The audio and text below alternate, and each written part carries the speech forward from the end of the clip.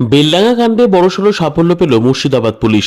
পুলিশের হাতে ধরা পড়েছেন প্রধান অভিযুক্ত সায়ন হালদার। পুলিশের এই সাফল্যের বিষয়ে শান্তি সেতুর প্রতিবেদক নিশ্চিত হয়েছেন। 20 বছর বয়সী ধৃত সায়ন হালদার কৃষ্ণনগর পলিটেকনিক কলেজের তৃতীয় বর্ষের ছাত্র। বাড়ি বেলডাঙ্গা থানার একটি প্রত্যন্ত গ্রামে। পুলিশ সূত্রে জানা গিয়েছে, কোনো পদে না থাকলেও সায়ন বিজেপির কট্টর সমর্থক এবং নরেন্দ্র মোদীর ভক্ত। অন্যদিকে এলাকায় খোঁজ খবর নিয়ে জানা গিয়েছে, বেলডাঙ্গা ভারত সেবাশ্রমের মহারাজ স্বামী প্রদীপ্তানন্দ ওরফে কার্তিক মহারাজের অনুগামী এই সায়ন। পুলিশ জানিয়েছে, সংবাদ মাধ্যমে নানা রকম অপপ্রচার প্রভাবিত হয়ে কুকীর্তিটি ঘটিয়েছে সায়ন। ঘটনার সূত্রপাত এবছরের নভেম্বর মাসের 16 তারিখ শনিবার বেলডাঙ্গার হরমতি স্কুলের কাছে ছুতরপাড়ার গণেশতলায় একটি কার্তিক পুজো মণ্ডপের আলোকসজ্জাকে কেন্দ্র করে অপ্রীতিকর ঘটনা ঘটে।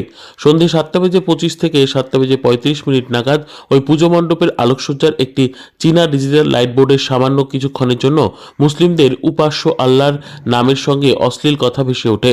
পুজো কমিটি তৎক্ষণাৎ ডিজিটাল বোর্ডটি সরিয়ে দেয়, কিন্তু তার মধ্যেই সেই আলোকসজ্জার ভিডিও খুব দ্রুত ছড়িয়ে যায় সামাজিক মাধ্যমে। ভিডিওটি ছড়িয়ে পড়তেই মণ্ডপের সামনে দুই ধর্মের মানুষ জড়ো হতে শুরু করেন। উত্তেজনা ছড়ানোর উপক্রম হলে পুলিশ ঘটনাস্থলে দ্রুত পৌঁছে গিয়ে পরিস্থিতি সামাল দেয়। এই ঘটনাকে কেন্দ্র করে বেলডাঙ্গার বিভিন্ন এলাকায় মুসলিম সম্প্রদায়ের যুবকরা অভিযুক্তকে দ্রুত গ্রেপ্তার করে কঠোর শাস্তির দাবিতে বিক্ষোভ দেখাতে শুরু করেন। ঘটনায় সন্দেহভাজন হিসেবে পুজো কমিটির 4 জন পদাধিকারী ব্যক্তিকে গ্রেপ্তার করা হলেও তারা প্রত্যেকে জামিনে মুক্তি পেয়েছেন। অবশেষে ঘটনার মূল অভিযুক্ত সায়ন হালদারকে পুলিশ পাকড়াও করেছে। পুলিশের এই বিরাট সাফল্যের বিষয়ে বলতে গিয়ে শান্তি সেতুকে এক পুলিশ কর্তা বলেন, অভিযুক্তকে পাকড়াও করা সহজ কাজ ছিল না। ডিজিটাল বোর্ডটি ছিল একটি চীনা কোম্পানির তৈরি। সেই কোম্পানির অ্যান্ড্রয়েড অ্যাপের মাধ্যমে বোর্ডে লেখা হয় এবং লেখা পরিবর্তন করা হয়।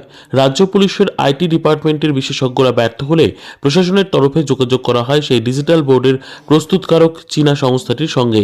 দিল্লি থেকে তাদের প্রযুক্তিবিদকে পাঠায় সংস্থা। বিশেষজ্ঞ এসে ঘটনার দিন পর্যন্ত কোন কোন দিনে কোন কোন ডিভাইস থেকে লাইটটি অপারেট করা হয়েছিল সেই তথ্য উদ্ধার করেন। সমস্ত তথ্য খতিয়ে দেখা হয়। 16 নভেম্বর সন্ধ্যে 7:25 থেকে 7:35 পর্যন্ত সময়ের মধ্যে সায়ন তার মোবাইল থেকে অপকর্মটি ঘটিয়েছেন। সায়ন হালদার টেকনিক্যাল বিষয়ে যথেষ্টই পারদর্শী। সংশ্লিষ্ট পুলিশ কর্তার বক্তব্য অনুযায়ী অভিযুক্ত অপকর্মটি করার সময় নিজের মোবাইল ফ্লাইট মোডে রেখে ওয়াইফাই ব্যবহার করেছিল, ফলে বহু কষ্ট করে তার মোবাইল আইপি শনাক্ত করা যায়।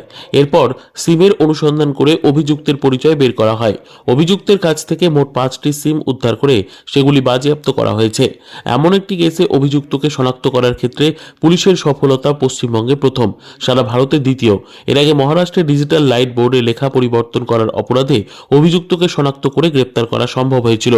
ধৃত সায়ন হালদারের পেছনে বড় কোনো মাথা ছিল কিনা সে বিষয়ে তদন্ত করে দেখছে পুলিশ।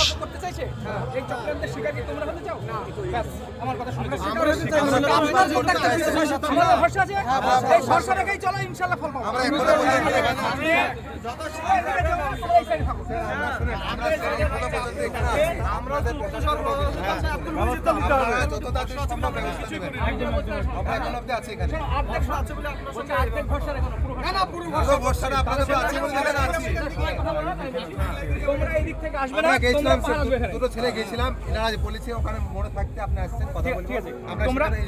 তোমরা এখানে থাকো, তোমরা পাহারা দেবে, ঠিক আছে? আর যা ব্যবস্থা না পুলিশ নেবে। ফোন করবে, তবে স্যারকে ফোন করবে, ঠিক আছে? ঠিক আছে, তোমাদের ছেড়ে দিলাম কিন্তু ঠিক আছে, আপনাদের দায়িত্ব দেখো না কি হয়।